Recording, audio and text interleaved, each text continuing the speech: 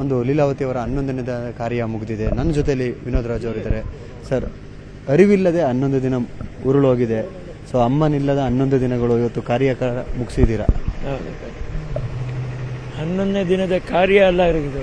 ನನಗೇನು ಅನ್ನಿಸ್ತಾ ಇದೆ, ನನ್ನ ಹೃದಯದಲ್ಲಿ ನನ್ನ ತಾಯಿಯವರು ದಿನ ನನ್ನ ಜೊತೆಲಿದ್ದಾರೆ. ದಿನ ನನಗೆ ಅವರೇ ಊಟ ಮಾಡಿಸ್ತಾ ಇದ್ದಾರೆ. ನಾನು ಒಬ್ಬನೇ ಊಟ ಮಾಡಿದ್ರು ಅವ್ರು ನನ್ನ ಬೆನ್ನ ಸವರಿ ನನಗೆ ಊಟ ಮಾಡಿಸುವಂತ ನನಗೆ ನಿಗಾ ಇದೆ. ನಾನು ಮಲ್ಕೊಂಡ್ರು ನನ್ನ ಮೇಲೆ ಹೊದಿಕೆ ಉದಿಸ್ತಾರೆ ಇವರು. ಭಾವನೆ ಇದೆ ರೀ ನನಗೆ.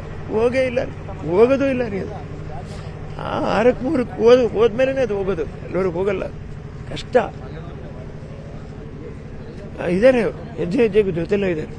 ನನಗೇನು ಒಂದೇ ಒಂದು ಅಮ್ಮ ಅನ್ನುವಂಥದ್ದು ಏನು, ಅಮ್ಮನ ನೀತಿ ಅನ್ನುವಂಥದ್ದೇನು, ಇದಿಷ್ಟು ಈ ಭೂಮಿ ಮೇಲೆ ನಾವು ಸ್ಥಾಪನೆ ಮಾಡಿಬಿಟ್ಟೆ ಹೋಗಬೇಕು ಅನ್ನುವಂಥ ಆಸೆ ನಮಗೆ ಏನೂ ಇಲ್ಲ ರೀ. ನೋಡಿ, ಊರಿಗಿಂತ ಊರು ದೊಡ್ಡದು, ಮರಕ್ಕಿಂತ ಮರ ದೊಡ್ಡದು. ಸರಸ್ವತಿ ಭಾರಿ ದೊಡ್ಡವಳವಳು. ಹೆಚ್ಚು ಕಡಿಮೆ ಯಾರೋ ಒಬ್ರು ಹೇಳ್ತಾರೆ ಸರಸ್ವತಿನೇ ಇನ್ನೊಂದಷ್ಟು ಕಲಿತಾ ಇದ್ದಾಳೆ ಅಂತ ಹೇಳ್ಬಿಟ್ಟು. ಆ ಮಟ್ಟಕ್ಕಿರೋ ಪರಿಸ್ಥಿತಿನಲ್ಲಿ ಮನುಷ್ಯ ಮಾತ್ರ ಆದರೂ ನಾವು ಯಾವ ಲೆಕ್ಕವೂ ಅಲ್ಲ. ಒಂದು ಮಾತ್ರ, ನಮಗೆ ಕಣ್ಣಿಗೆ ಕಂಡಿರ್ತಕ್ಕಂಥ ದೇವರು ನಮಗೆ ಕೊಟ್ಟರೆ ವಿದ್ಯೆ, ಬುದ್ಧಿ, ಮಾನ, ಮರ್ಯಾದೆ ಎಲ್ಲವನ್ನೂ ಮುಚ್ಚಿ ಹೀಗೆ ಬಾಳಬೇಕು, ಇದೇ ನೀತಿ, ಇದೇ ನಿಯಮ ಅಂತ ಹೇಳಿಕೊಟ್ಟ ದೇವರು ಅಂದರೆ ಕಣ್ಣಿಗೆ ಕಾಣೋದು ತಾಯಿಯವರೇ. ಅದರಲ್ಲಿ ನನ್ನ ತಾಯಿಯವ್ರ ಬಗ್ಗೆ ನಾನು ತುಂಬ ಹೊಗಳ್ತಾ ಇದ್ದೀನಿ ಅನ್ನುವಂಥದ್ದಲ್ಲ. ಅವರು ಎಲ್ಲ ಪ್ರಶಂಸೆಗೂ ಪಾತ್ರವಾದವರು. ಅವರ ಒಂದು ಚಾರಿತ್ರ್ಯ ಇದೆಯಲ್ಲ, ಅದನ್ನು ನಾವು ವರ್ಣಿಸಬೇಕಾದ್ರೆ ಯುಗನೇ ಉರುಳೋಗುತ್ತೆ. ಯುಗನೇ ಉರುಳೋಗುತ್ತೆ ಖಂಡಿತ. ಇವತ್ತು 11 ದಿನದ ಕಾರ್ಯ ಮುಗಿದಿದೆ ಸರ್. ಯಾವ ಥರದ ಜವಾಬ್ದಾರಿಯನ್ನು ಅಮ್ಮ ಅವರು ನಿಮ್ಮ ಮೇಲೆ ಬಿಟ್ಟು ಹೋಗಿದ್ದಾರೆ? ಖಂಡಿತ ಫಸ್ಟ್ ಅಮ್ಮವ್ರಿಗೆ ಒಂದು ಮುದ್ದಾದ ನಾನು ಸ್ಮಾರಕ ರೆಡಿ ಮಾಡಬೇಕು. ಇದು ಹೇಗೇನು ಮಾಡಿದ್ದೀನೋ ಅದು ಟೆಂಪ್ರರಿ ಮಾಡಿರೋದು ನಾನೀಗ. ಅದು ಗುಡಿ ಥರ ತುಂಬ ಬೇರೆ ರೀತಿ ಬರುತ್ತೆ. ನಾವು ಸಬರ್ಮತಿ ಆಶ್ರಮದ ಒಂದು ಫೀಲಿಂಗು, ಆ ಕಾರಿಡಾರ್ಸ್ ಎಲ್ಲ ಬಂದು ಒಳಗಡೆ ಬಂದು ಕ್ಲೀನಾಗಿ ಅಮ್ಮ ಅವ್ರನ್ನ ದರ್ಶನ ಮಾಡುವಾಗೆ, ಆಮೇಲೆ ಸೂರ್ಯನ ಬೆಳಕು ಅವ್ರ ಗದ್ದಿಗೆ ಮೇಲೆ ಬೀಳುವಂಥ ಒಂದು ಇದನ್ನು ಹಮ್ಮಿಕೊಂಡಿದ್ದೀವಿ. ತುಂಬ ಚೆನ್ನಾಗಿ ರೆಡಿ ಮಾಡಿದ್ದೀವಿ. ಆದಷ್ಟು ಬೇಗ ನಾವು ಅದನ್ನ ಮೊದಲೇ ಪ್ರಾರಂಭ ಮಾಡ್ತೀವಿ.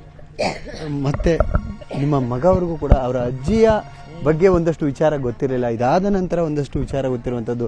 ಅಜ್ಜಿಯ ಕೆಲಸವನ್ನು ಇಲ್ಲಿರಿಸಿ ಇದಾದ ನಂತರ ಏನಾದರೂ ಅಮ್ಮ ಬಗ್ಗೆ ಮಗ ಮಾತಾಡೋದು ಉಂಟಾ? ನಿಮ್ಮ ಬಗ್ಗೆ ಏನಾದ್ರು ಚರ್ಚೆ ಅಮ್ಮವ್ರ ಬಗ್ಗೆ ವಿಚಾರವಾಗಿ ಏನಾದ್ರು ಚರ್ಚೆ ಮಾಡಿದಾರಾ? ಬೇರೆ ಯಾವುದೋ ದೊಡ್ಡದಾಗಿ ಅವನು ಚರ್ಚೆ ಮಾಡಲ್ಲ. ಅವನೀಗ ಮನಸ್ಸಲ್ಲಿ ಇದಿದೆ, ತನ್ನ ಅಜ್ಜಿ ಅನ್ನುವಂಥದ್ದು ಅವನಿಗಿದೆ. ಇನ್ನಷ್ಟು ಕಾಲ ಹೋಗ್ಬೇಕು ಅವನ ಜೀವನದಲ್ಲಿ. ಹೋಗಿ ಅವನೂ ಒಂದು ಪ್ರೌಢತೆಗೆ ಬರಬೇಕು.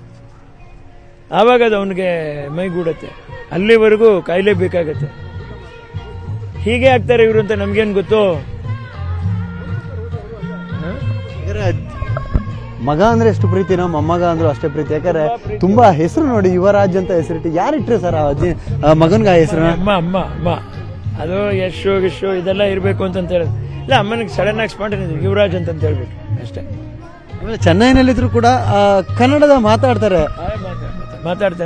ಅವ್ರ ತಾಯಿ ಬಿಗಿಯಾಗಿ ಹೇಳ್ಕೊಟ್ಟಿದ್ದಾರೆ, ಮಾತಾಡ್ಬೇಕು ಕನ್ನಡದಲ್ಲಿ ಅಂತ ಹೇಳ್ಬಿಟ್ಟು. ಅದಕ್ಕೆ ಬಂದಿರೋದು ಅವನಿಗೆ. ಇಲ್ಲಾಂದ್ರೆ ಕಷ್ಟ ಆಗೋದು. ನೀವು ಅವರ ಅಜ್ಜಿ ಯಾವುದಾದ್ರೂ ಒಂದು ಜವಾಬ್ದಾರಿಯನ್ನ ಮಗನಿಗೆ ಒಪ್ಪಿಸ್ತೀನಿ ಅನ್ನೋದಾದ್ರೆ ಯಾವ ಜವಾಬ್ದಾರಿಯನ್ನ ನಿಮ್ಮ ಮಗನೇ ಹೆಗಲಿಗೆ ಕೊಡ್ತೀರಾ? ಅವನು ಫಸ್ಟ್ ಯಾವ್ದ್ರಲ್ಲಿ ಸರಿ ಹೋಗ್ತಾನೆ ಅಂತ ನೋಡ್ಬೇಕಲ್ಲ ಅಪ್ಪಾಜಿ. ಈಗ ಈ ಒಂದು ಕಾರ್ಯಕ್ರಮನ ನಾವು ಹಮ್ಮಿಕೊಂಡಿದ್ದೀವಿ. ನನಗೆ ಗೌಡ್ರು ಒಬ್ರು ಇದ್ದಾರೆ ಜೊತೆನಲ್ಲಿ, ನಮ್ಮ ನಾಗರಾಜ್ ಅಂತ ಇದ್ದಾರೆ, ಅನೇಕ ಜನರು ಇದ್ದೀರಾ, ನೀವು ಇದ್ದೀರಾ. ಈಗ ನಿಮ್ಗಳನ್ನ ನಾನು ವಿಶ್ವಾಸಕ್ಕೆ ತಗೋತೀನಿ. ನೋಡಿದ್ರಾ, ಇದಕ್ಕೆ ಒಂದು ಡಿಗ್ರಿ ಇಲ್ಲ. ಇದಕ್ಕೆ ಎಷ್ಟೋ ಜನ ಪದವೀಧರರು ಎಲ್ಲ ಮಾಡಿ ಕೊನೆಯಲ್ಲಿ ಹೇಗೆ ನಡೆಸಬೇಕು ಅನ್ನುವಂಥ ಜಾಗದಲ್ಲಿ ಗೌರವ ಹೆಚ್ಚು ಕಡಿಮೆ ಆಗದಿರ ನಾವು ಅದನ್ನು ಕಾಪಾಡ್ಕೋಬೇಕು ಅನ್ನೋದು ವಿದ್ಯೆದಲ್ಲೂ ಬರಲ್ಲ, ಅದು ಅನುಭವದಲ್ಲಿ ಬರಬೇಕು. ಅದಕ್ಕೆ ಹೇಳ್ತೀವಿ, ಆ ಪ್ರೌಢತೆ ಬಂದಾಗ ಮಾತ್ರ ಅದು ಸಾಧ್ಯ. ಧನ್ಯವಾದಗಳು ಸರ್ ನಿಮ್ಮ ಜೊತೆ. ಇದಿಷ್ಟು ವಿನೋದ್ ರಾಜ್ ಅವರ ಮಾತುಗಳಾಗಿತ್ತು. ಕ್ಯಾಮ್ರಾ ಪರ್ಸನ್ ಶಿವಶಂಕರ್ ಜೊತೆ ಸತೀಶ್ ಕನಕಪುರ, ನ್ಯೂಸ್ 18 ನೆಲಮಂಗಲ. ಕನ್ನಡಿಗರ ಮೆಚ್ಚಿನ ನಿಮ್ಮ ನ್ಯೂಸ್ 18 ಕನ್ನಡ ಈಗ ವಾಟ್ಸ್ಆಪ್ನಲ್ಲಿಯೂ ಲಭ್ಯ. ಕರ್ನಾಟಕ ಮತ್ತು ದೇಶ ವಿದೇಶದ 360 ಡಿಗ್ರಿ ಸುದ್ದಿ ವಿವರವನ್ನ ನೀವು ನಿಮ್ಮ ಕೈ ಬೆರಳುಗಳಲ್ಲಿಯೇ ಪಡೆಯೋದಿಕ್ಕೆ ಈ QR ಕೋಡ್ ಅನ್ನ ಸ್ಕ್ಯಾನ್ ಮಾಡಿ.